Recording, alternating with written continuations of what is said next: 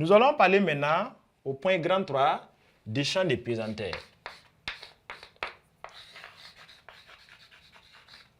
Les champs de pesanteur.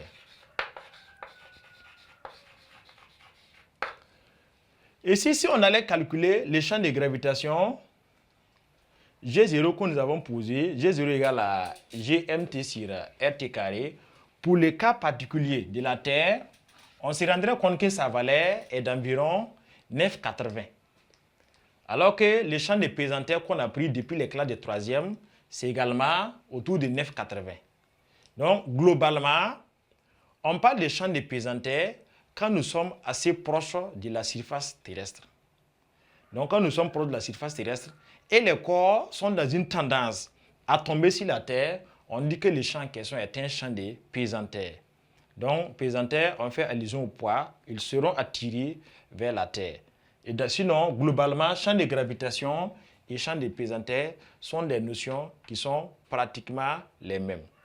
Alors, maintenant, pour les champs de pesanteur, on va considérer que lorsque nous sommes pour une surface qui est quasi plane, le champ de pesanteur peut être uniforme. On va la considérer uniforme en supposant que le champ de pesanteur garde à tout instant la même direction, le même sens et la même intensité.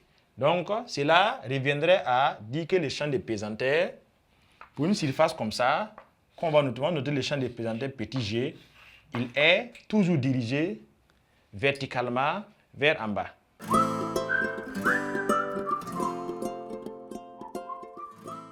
Donc, la représentation du champ de pesanteur, qu'on va considérer comme un vecteur constant, qu'on va noter petit g, égale à vecteur constant. Donc, pour une surface qui est supposée assez plane, donc le vecteur champ de pesanteur est sous cette forme. Ça veut dire qu'approximativement, il a la même direction, les mêmes sens dirigés vers le bas et les mêmes intensités. Donc, quand nous sommes assez proches de la surface de la Terre, cette valeur, on prendra autour de 9,80 ou, à moins que les vous demandent de prendre 10 pour faciliter les calculs. Alors que le champ de gravitation, c'est utilisé lorsque les objets sont situés à des grandes distances de la Terre. Pour les champs de gravitation, globalement, là-bas, c'est des... Si nous prenons la Terre qui est comme ça, ces champs sont orientés à la surface de la Terre comme ça. Donc, on va supposer le centre de la Terre qui est vers le centre de la planète qui est vers là comme ça. Donc, les champs viennent vers le centre. Donc, si on a un point qui est vers là aussi où le champ est exercé, le champ vient vers le centre comme ça.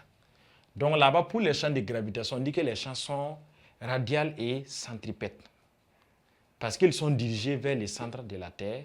Voilà, donc les directions ne sont pas les mêmes. Toutes les directions, dans l'ensemble, ils viennent tous vers le centre de la Terre ou le centre de l'objet en question. Contrairement aux champs de pesanteur, où on suppose qu'ils ont tous les mêmes directions et ils viennent vers une surface terrestre qui est assez plane, suffisamment horizontale comme schématisé sur le schéma.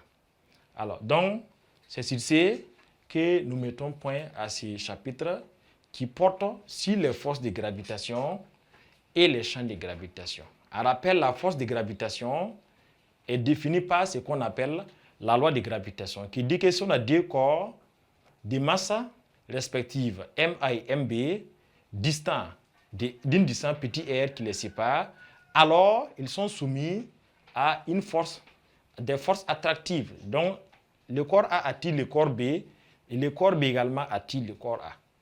Et d'après les principes des actions réciproques vus sur la troisième loi de Newton, les deux forces ont même direction, sens contraire et même intensité. Et on a écrit la formule, la relation qui disait que F de A sur B égale à F de B sur A. Et l'intensité, ça faisait G fois MA fois MB divisé par la distance qui les sépare au carré.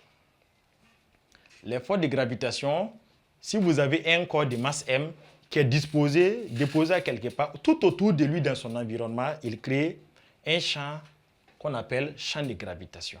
Parce qu'il peut attirer des objets vers lui. Et ce champ de gravitation est défini par la constante de gravitation G, par la masse de l'objet qui crée le champ divisé par la distance de l'objet qui crée le champ au point considéré. Donc, et comme c'est R au carré, plus on s'éloigne de l'objet, plus le champ devient très faible. C'est pourquoi des objets qui sont situés très très loin de là, ils ne peuvent pas ressentir cette attraction.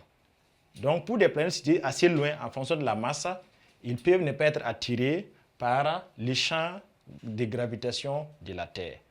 Mais s'il est dans une distance assez proche, il peut être attiré ou en fonction de sa masse, il peut ressentir l'attraction terrestre. Donc, ça permet d'expliquer pourquoi aussi certains objets peuvent tomber sur la Terre, d'autres peuvent graviter autour de la Terre et par contre, d'autres objets situés assez loin, en fonction de leur masse, ne sentent même pas visiblement cette attraction terrestre. Et en fonction des corps, des distributions sphériques qu'on peut avoir, comme le cas de la Terre ou d'autres planètes, on peut poser que petit r égale à RT plus Z. Et on a fini par donner ces expressions-là du champ de gravitation. G fois mt sur RT plus Z au carré.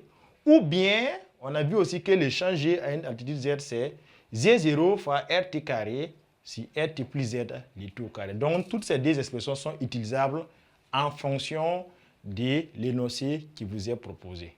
Nous espérons que vous avez bien suivi ce cours et nous allons passer à la phase exercice où nous allons essayer de proposer des exercices sur ces deux notions de force de gravitation, de champ de gravitation, pour vous permettre de mettre en œuvre les connaissances acquises dans les cours théoriques.